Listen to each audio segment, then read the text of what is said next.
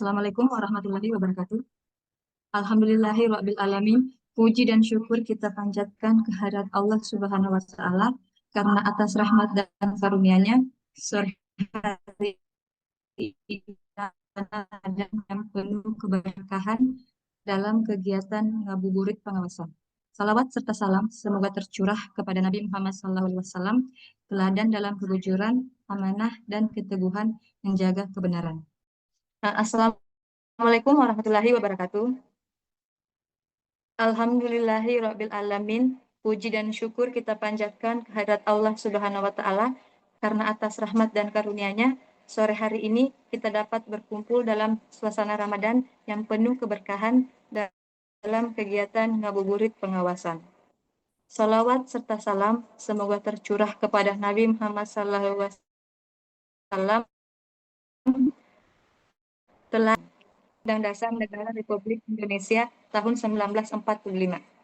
Oleh karena itu, penyelenggaraan pemilu yang jujur dan adil tidak hanya menjadi tanggung jawab penyelenggara, tetapi juga membutuhkan keterlibatan aktif masyarakat sipil. Bapak Ibu sekalian, untuk memperdalam pemahaman kita terkait optimalisasi peran masyarakat sipil dalam pencegahan dan pengawasan pemilu tahun 2029, telah hadir bersama kita narasumber yang kompeten dan berpengalaman di bidangnya. Kepada yang terhormat Bapak Hari Sukma Pradinata STR, kami persilahkan untuk menyampaikan materi. Waktu dan layar kami persilahkan. Bismillahirrahmanirrahim. Assalamualaikum warahmatullahi wabarakatuh. Waalaikumsalam warahmatullahi wabarakatuh. Yang saya hormati Kepala Sekretariat hadir di sini. Yang saya hormati juga teman-teman staf Sekretariat Bawaslu Kabupaten Kolaka Timur yang alhamdulillah dapat hadir pada kegiatan kita hari ini, melanjutkan dari agenda kita terkait dengan ngabuburit pengawasan. Alhamdulillah ini pertemuan yang ketiga ya. Pertemuan yang ketiga. Sebelumnya juga yang pertama kemarin narasumbernya adalah PLT Ketua Pak Ian, lalu yang kedua adalah Kepala Sekretariat Bawaslu Kabupaten Kolaka Timur, dan alhamdulillah hari ini pada kesempatan kali ini saya menjadi narasumber untuk ngabuburit pengawasan kita.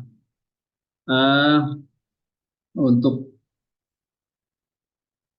tema kali ini adalah optimalisasi keterlibatan masyarakat sipil dalam pencegahan dan pengawasan pemilu tahun 2029.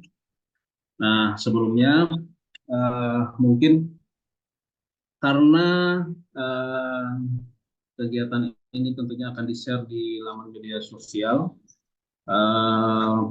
mungkin ada baiknya juga saya memperkenalkan diri.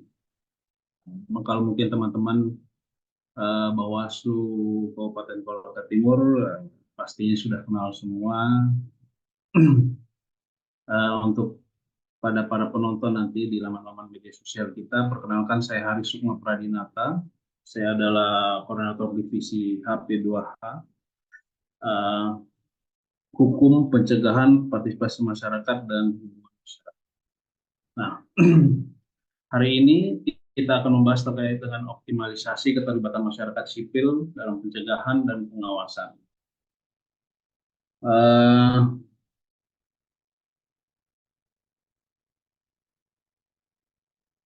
Baik, yang pertama itu terkait dengan dasar hukum. Kali ini saya mencoba mengambil beberapa dasar hukum, yaitu Undang-Undang Nomor 7 Tahun 2017 tentang pemilihan umum, terus Peraturan Bawaslu Nomor 2 Tahun 2007 dengan pengawasan ini terkait dengan ini yang nomor 2 ini terkait dengan pemantau pemilu. Nah, yang nomor 2 ini betul ya. perdana partisipasi nomor 4 yang 2016 partisipasi. Oke. Lalu berikutnya terkait dengan instruksi Ketua Bawaslu RI nomor 2 tahun 2026, ini yang terbaru tentang tugas konsolidasi demokrasi dalam memperkuat penyelenggaraan pemilihan umum di luar tahapan.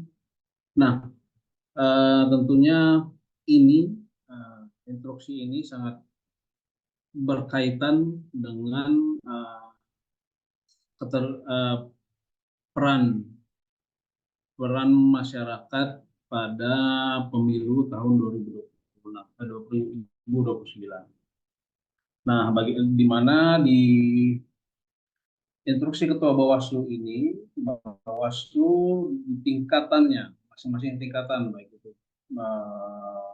RI hingga kabupaten kota, itu melakukan konsolidasi demokrasi, baik itu dengan instansi terkait dan seluruh elemen masyarakat.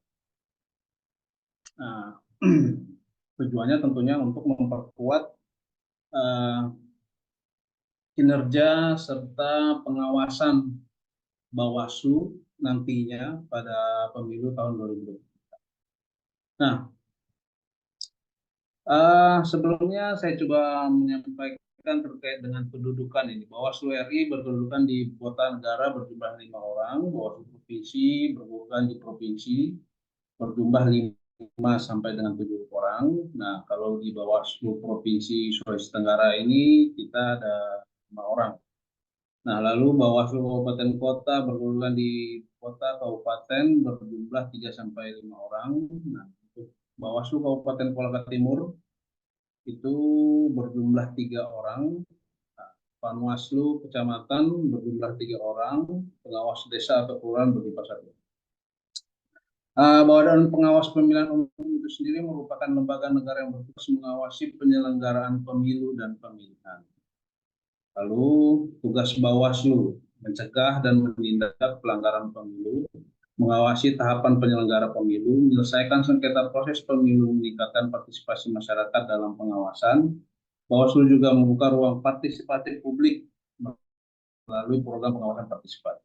Terkait dengan program pengawasan partisipatif ini sebenarnya ada banyak sekali, terutama di masa tahapan itu ada kemarin itu P2P, bahkan Kolaka Timur itu paling bisa dibilang paling banyak dilibatkan Bawaslu Kolaka Timur, masyarakat Kabupaten Kolaka Timur maksudnya.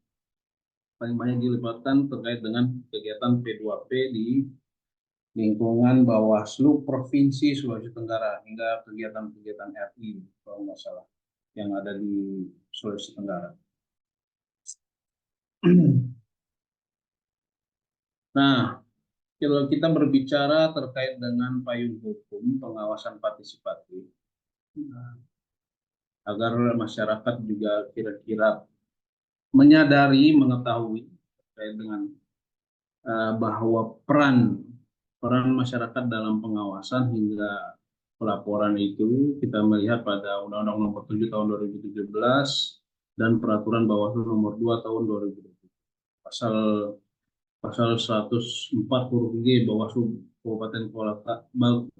Kabupaten atau kota melakukan pengawasan partisipatif di wilayah kabupaten kota. Lalu masyarakat pasal 448 ayat 1, masyarakat dapat berpartisipasi dalam pengawasan pemilu yang dilakukan secara mandiri, sukarela, dan tidak memihak. Lalu pada Perbawaslu pasal 2 ayat 1, Bawaslu Provinsi, Bawaslu Kabupaten Kota, dan Bawaslu Kecamatan menyelenggarakan pengawasan partisipasi sesuai dengan kewenangan. Pasal 2 ayat 2 menyebutkan bentuk pengawasan partisipatif yaitu pendidikan politik, kepemiluan, penciptaan kader, tokoh penggerak, dan model metode pengawasan yang efektif. Nah, tentunya terkait dengan pasal 2 ini sebenarnya Bawaslu juga sudah melaksanakannya beberapa kali. Kalau berbicara kader sebenarnya sudah lama sekali ya. Nah, hingga yang terakhir itu P2P. P2P itu sistemnya kaderisasi. Nah, pasal 24 salah satu pasal yang secara spesifik mengatur misalnya kebutuhan kampung pengawasan politik partisipatif. Nah, kampung pengawasan partisipatif ini Bawaslu Kabupaten Kolaka Timur itu eh, sering ya, apalagi di masa tahapan. Masa tahapan bahkan kita itu di ARE, di Desa Ulundoro dulu waktu pemilu kemarin sempat melaksanakan eh, kegiatan di Desa Ulundoro itu eh, kampung anti politik uang, desa anti politik uang. Nah, kita melibatkan masyarakatnya, melibatkan aparat desanya, hingga kepala desanya untuk berpartisipasi dalam pengawasan. Bahkan kita membuat fakta integritas bersama dengan setiap kepala keluarga. Kepala keluarga itu sampai eh, ada semacam stiker itu, stiker yang mengkampanyekan anti politik uang itu di desa umum. Tapi sebenarnya bukan hanya itu salah satu dari contoh saja kegiatan partisipatif yang melibatkan eh, aparat aparat desa. Pengawasan partisipatif adalah bentuk keterlibatan masyarakat dalam mengawasi pemilu secara mandiri. Tujuannya menjaga integritas pemilu dan mencegah pelanggaran sejati. Nah, eh, sebenarnya memang harapan kita di Bawaslu ini keterlibatan masyarakat itu memang sangat penting ya, terutama dalam pengawasan. Apalagi pada tingkatan pemilih pemula pelajar dan mahasiswa. Jadi mahasiswa ini bisa dibilang kelompok yang independen. Nah, minim akan keberpihakannya. Mereka lebih lebih murni lah dalam kalau kita ajak untuk mengawasi. Hmm. Terkait dengan optimalisasi pengawasan partisipatif, sebenarnya Bawaslu sudah melakukan optimalisasi salah satunya secara digitalisasi sistem pelaporan. Itu ada Bawaslu. Nah, Bawaslu ini bisa digunakan pada saat masa tahapan sebagai metode pelaporan secara online. Nah, lalu saat ini juga tentunya kita sama-sama memahami bahwa metode campaign mengkampanyekan atau mensosialisasikan keterlibatan masyarakat melalui media sosial ini itu saya rasa sangat efektif melalui media sosial, apalagi melibatkan para tokoh di daerahnya untuk bisa memasifkan sosialisasinya. Nah, lalu sosialisasi di tempat-tempat pelayanan umum. Nah, memang direncanakan sudah dari tahun 2025 ya, Bawaslu Kabupaten Kolaka Timur berencana akan bekerja sama dengan instansi-instansi pelayanan umum. Kita sudah mencoba mengkonsolidasikan terkait dengan hal ini, bagaimana caranya di tempat-tempat umum atau di tempat pelayanan umum itu Bawaslu bisa ikut mensosialisasikan pengawasan partisipatif terhadap keterlibatan masyarakat dalam pengawasan pemilu. Nah, melibatkan peran pemilih pelajar dan mahasiswa dalam pengawasan. Tentunya saya setiap kali kalau diminta menjadi narasumber di P2P ya, P2P itu saya bahkan ada yang mempertanyakan kenapa harus P2P ini kan pemilih anak-anak muda ya, sasarannya. Bahkan mereka bertanya pada saat itu pernah ada yang bertanya kenapa harus kami? Kenapa harus kami yang anak-anak muda ini? Nah, saya jawab,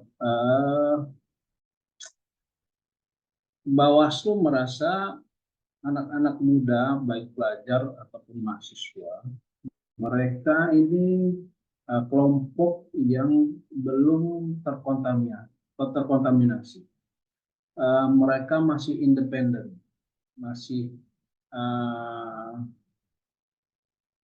masih berpegang teguh terhadap keputusannya sendiri. Keputusannya itu bisa tidak mempengaruhi hal apapun, lingkungan apapun. Mereka lebih independen dibandingkan kelompok-kelompok di atasnya, umur di atasnya. Karena mungkin kalau yang kelompok di atasnya itu sudah ada yang berbicara terkait dengan keluarga, mereka berbicara terkait dengan hubungan antar masyarakat, mereka sudah berbicara urusan dapur lah. Jadi ada banyak faktor yang akan mempengaruhi. Tapi kalau misalnya di tingkatan pelajar dan mahasiswa ini, mereka masih lebih tidak terikat dengan apapun terkait dengan pengawasan partisipatif ini. Makanya memang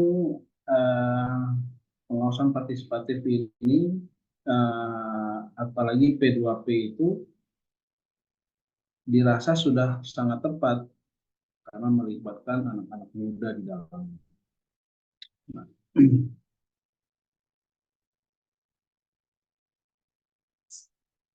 Nah, apa peran mereka kira-kira? Peran mereka dalam pengawasan. Satu, memberikan informasi awal. Dua, mengawasi atau memantau. Tiga, mencegah pelanggaran. Yang terakhir itu mereka bisa melaporkan sendiri. Nah, tentunya berdasarkan tadi dengan kekuatan hukum bahwa sudah diatur di Undang-Undang Nomor 7 dan Perbawaslu Nomor 2 tadi. Nah, itu secara hukum peran masyarakat dalam pengawasan itu sudah sangat kuat.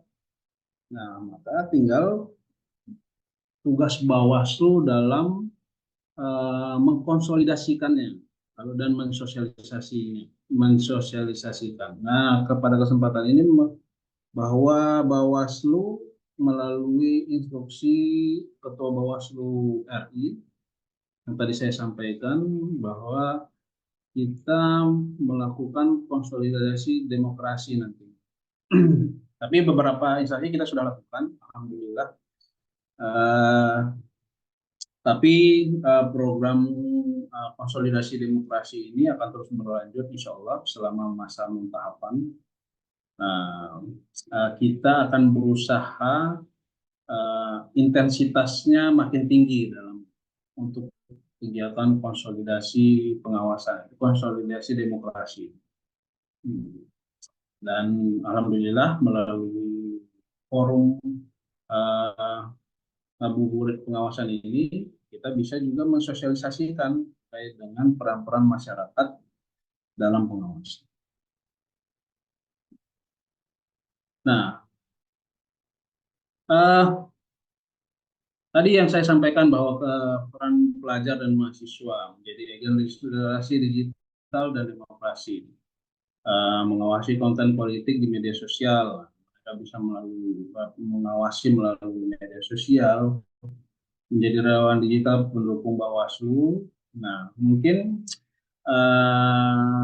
peran P2P tadi bisa diteruskan melalui pengawasan di media sosial, menjadi relawan digital pendukung Bawaslu, menyebarkan pesan positif dan edukasi tentang pemilu jujur melalui media sosial. Nah, memang kenapa di sini lebih banyak melalui digitalisasi, memang ini adalah metode yang lebih efektif dan lebih mudah. Nah, kenapa? Cukup dengan melalui handphone mereka bisa mengawasi. Nah, tapi begini memang tantangannya di media sosial ini sudah mulai terkait dengan hoax ini. Ini sangat banyak juga berseliweran di media sosial, apalagi dengan perkembangan teknologi sekarang AI. AI dari mulai voice over saja sudah pakai suara orang tokoh-tokoh besar supaya untuk menarik penonton. Nah, bahkan saya melihat dengan perkembangan AI ini ada voice over di setiap konten itu menggunakan suara dari salah satu ulama besar di Indonesia. Nah, seolah-olah konten-konten ini menjadi fatwa, gitu. Nah, ini bahaya sebenarnya. Kalau misalnya masyarakat tidak bisa memfilter terkait dengan informasi yang beredar di media sosial. Nah, tentunya masyarakat harus pintar dan jeli dalam membandingkan atau memfilter informasi yang masuk. Nah, solusinya apa? Solusinya ya harus banyak-banyak bertanya, berdiskusi dengan terutama dengan kita penyelenggara pemilu. Kalau misalnya ada informasi-informasi yang dirasa penting dan berkaitan dengan pengawasan dan bisa dilaporkan, mungkin masyarakat bisa langsung menyampaikan. Nah, kalau di masa tahapan itu kan tadi ada Bawaslu, bisa langsung melalui online. Nah, bisa juga langsung datang di kantor Bawaslu. Di masa tahapan ini kan kita bekerja full ya. Nah, lalu keamanan data dan privasi pelapor. Tentunya ini tugas kita sama-sama terkait dengan data ya. Data ini saya rasa kita sudah aware dari jauh-jauh hari. Semua orang, setiap masyarakat juga sekarang sudah mulai memfilter terkait dengan pemberian data. Nah, memang kita akuin terkait dengan kurangnya literasi digital. Nah, kalau berbicara terkait dengan literasi digital ini memang ini terkait dengan fasilitas dan akses ya. Memang ya makin tertinggal suatu daerah ya makin sulit. Tapi kan dengan seiring berjalannya waktu dan berkembangnya teknologi, lalu teknologi itu menjadi lebih murah dan mudah digunakan, tentunya nanti pelan-pelan kita akan bisa lebih tumbuh. Itu tadi peningkatan saya mungkin tadi bisa disimpulkan bahwa kita lebih menekankan pada digitalisasi serta keterlibatan pelajar dan mahasiswa, karena memang harapannya generasi-generasi muda ini mereka bisa lebih aktif serta lebih independen. Apalagi sekarang ini kalau kita lihat di media sosial masyarakat itu sudah makin berani untuk melapor. Nah, mereka sudah jadi kalau kita melihat sekarang ini mereka sudah lebih aware lah, lebih melek terkait dengan hukum juga. Mereka beberapa kalau kita lihat masyarakat ini sudah lebih dewasa. Mungkin itu ya yang bisa saya sampaikan. Lebih dan kurangnya saya mohon maaf. Bila taufiq wal hidayah. Wassalamualaikum warahmatullahi wabarakatuh. Waalaikumsalam warahmatullahi Waalaikumsalam warahmatullahi wabarakatuh. Terima kasih kami sampaikan kepada Bapak narasumber atas pemaparan yang sangat komprehensif, reflektif, dan tentunya membuka wawasan kita semua. Memasuki sesi berikutnya, kita akan membuka ruang diskusi dan tanya jawab. Kepada peserta yang ingin menyampaikan pertanyaan atau tanggapan, dapat menyampaikan secara langsung dengan mengangkat tangan atau raise hand atau menyalakan mic-nya. Kepada Bapak Ibu yang ingin bertanya, saya persilahkan.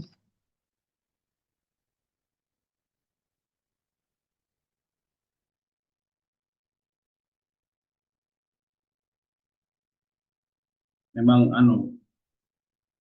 di jam-jam rawan ini memang biasa terjadi lemas. Tapi yang semangat saya lihat ini Pak Jumran. Semangat sekali saya lihat.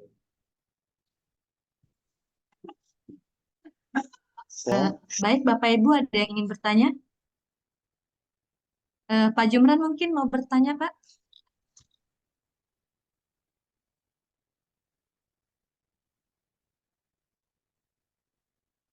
Ya, Dinda, boleh tanya? Baik, silakan Pak. Untuk sebelumnya Pak narasumber apakah ingin langsung menjawab atau kita tampung dulu pertanyaannya Pak? Biar di Tampung dulu, ditampung dulu boleh. Atau Baik, langsung juga boleh. kepada Pak Safriansyah saya persilahkan. baik, terima kasih moderator. Mungkin sekedar ingin flashback kembali terkait dengan pengawasan partisipatif sebagai narasumber kita hari ini. Pak Kordif, mungkin ada langkah-langkah yang sampai saat ini belum pernah kita tempuh, terutama dalam pengawasan pemilu dan pemilihan. Terkait dengan pengawasan partisipatif, kalau menurut hemat kami, kita jarang mengajak teman-teman komunitas, baik yang komunitas yang bergerak di bidang seni ataupun di bidang cinta alam. Ini agak kurang saya kira untuk sosialisasi pengawasan kita, karena selama ini yang kita sosialisasikan selalu kepada pelajar dan mahasiswa. Sedangkan kelompok-kelompok pemuda ini kayaknya kurang tersentuh, kurang sosialisasi kepada mereka, sehingga setiap ada event election, baik pemilu maupun pemilihan, ini selalu ada pertanyaan-pertanyaan kepada kita sebagai pengawas pemilu.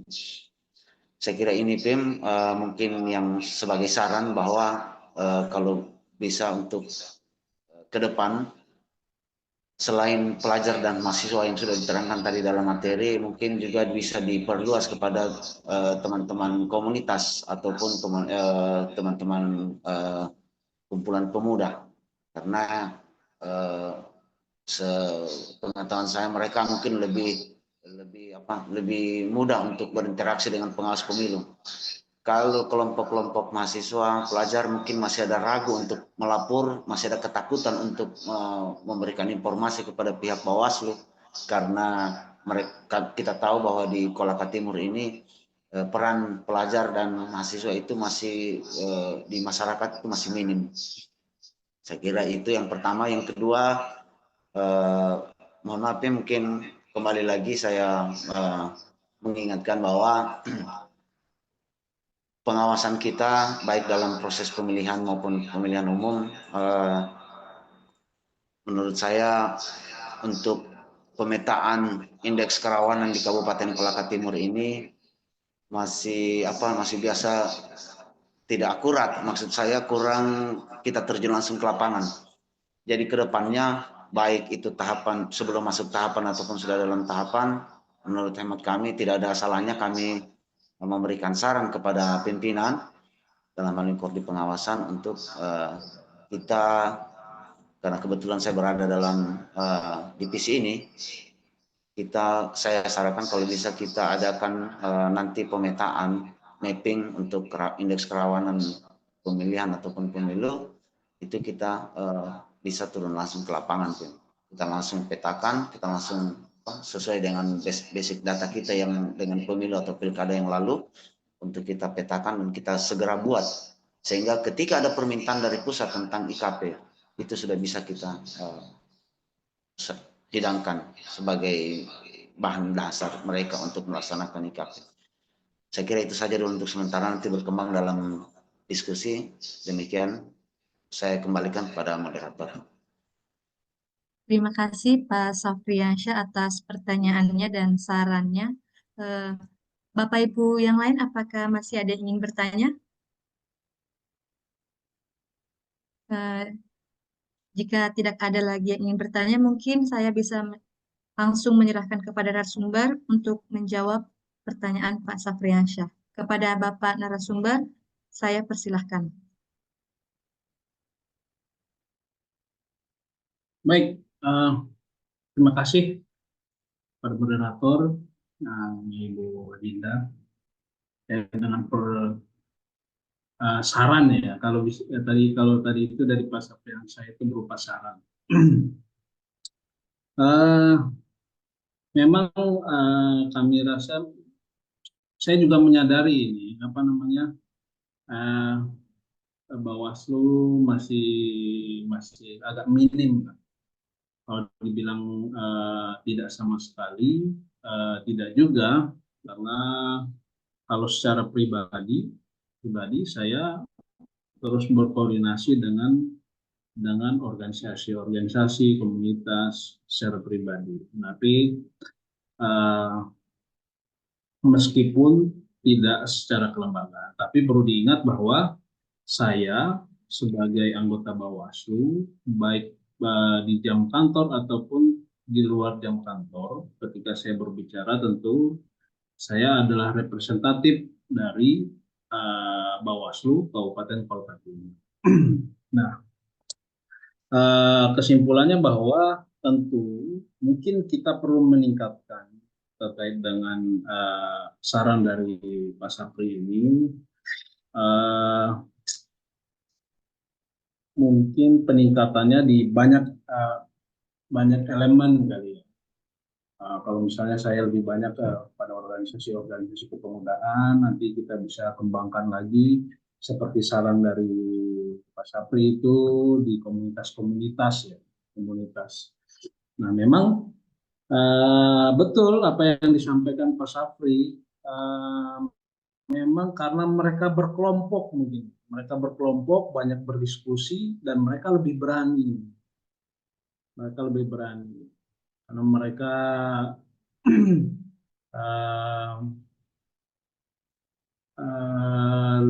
lebih banyak yang mendukung. Misalnya perorangan memang itu kendalanya, kendala dari tahapan ke tahapan, prodi memang agak berat memang. Makanya di Bawaslu ataupun KPU sangat mengandalkan itu bukan pemantau kan bentuknya sudah lembaga. Mereka lebih aware terkait dengan hukum, terkait dengan aturan-aturan, makanya mereka juga lebih berani, bisa lebih berani. Nah,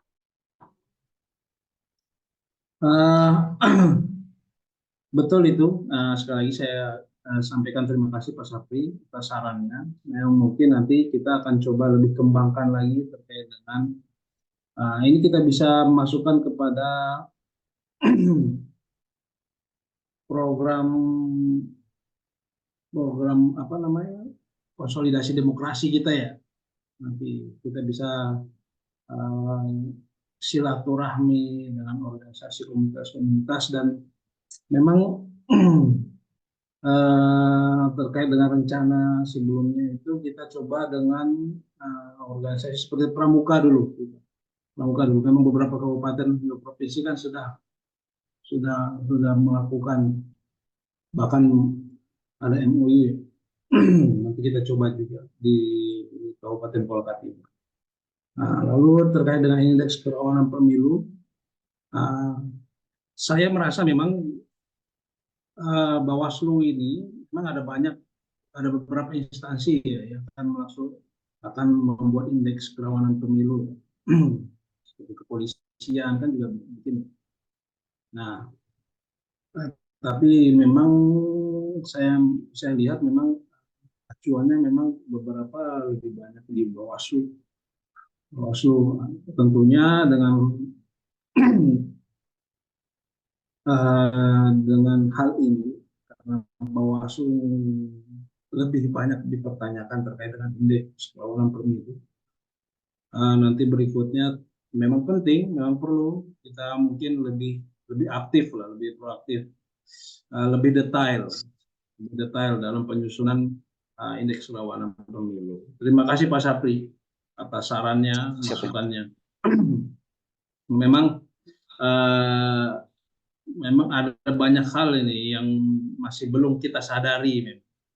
Mungkin karena kerja kita terbiasa begitu, terus kita kadang bukan berarti tidak juga, kita kadang lupa untuk mengembangkan.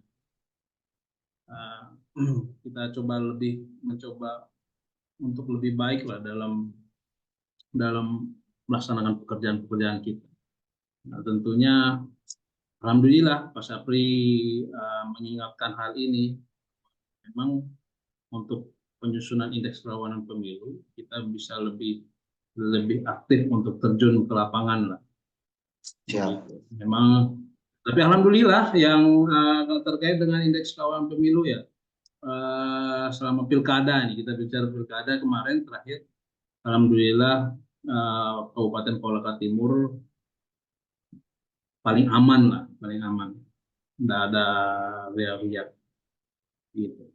Oke, terima kasih Pak Sapri. Begitu Ibu Moderator ya.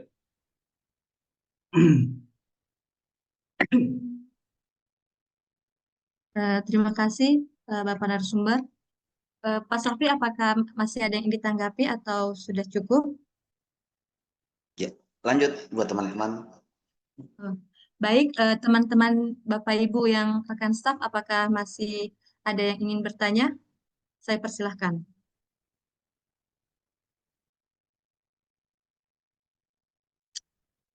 Lagi puasa, berarti puasa serius ini.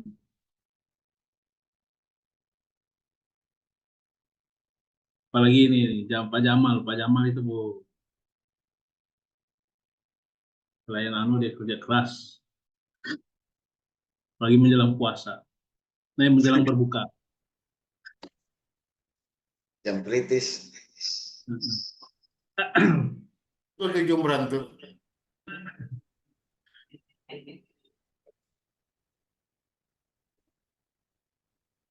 Mungkin tidak ada ya, Ibu Moderator ya. Tidak masalah sebenarnya kalau misalnya, walaupun tidak ada pertanyaan. Memang kalau kita berbicara teman-teman di Bawaslu Kabupaten Kolaka Timur,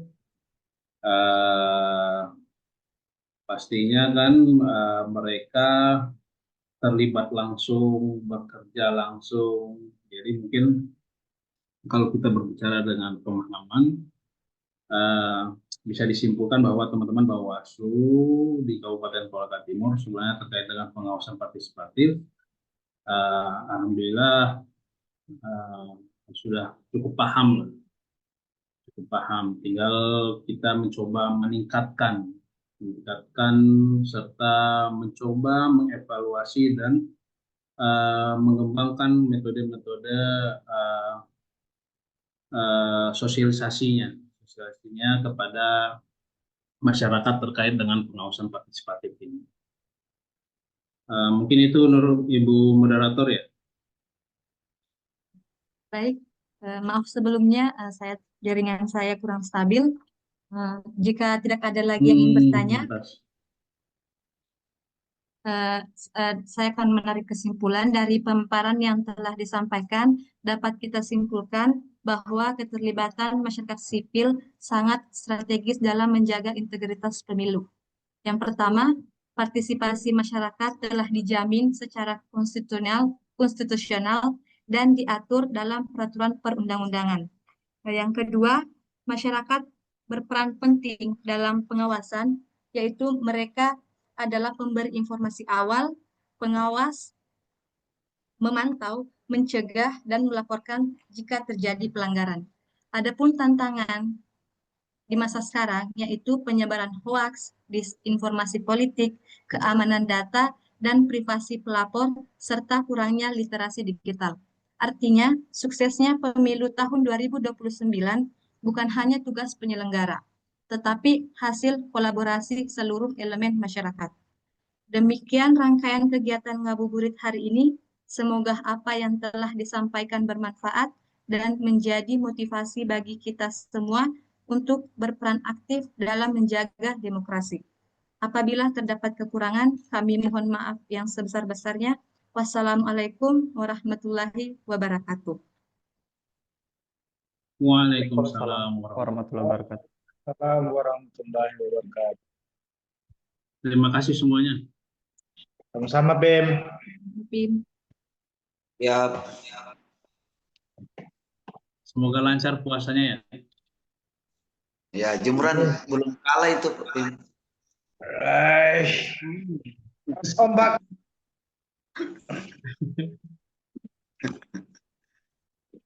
Jemuran sama Kalau Jerman ini belum ada kalah ini. Saya gitu. kembalikan kepada host Pak Siap, Dirwan. siap.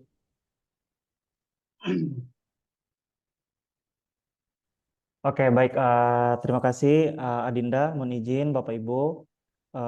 Telah selesai kegiatan kita pada siang sampai sore hari ini dan juga merupakan salah satu ngabuburit ya, karena memang kita dari siang tidak terasa sekarang udah mau jam 3 sore, sebentar lagi jam pulang kantor ya.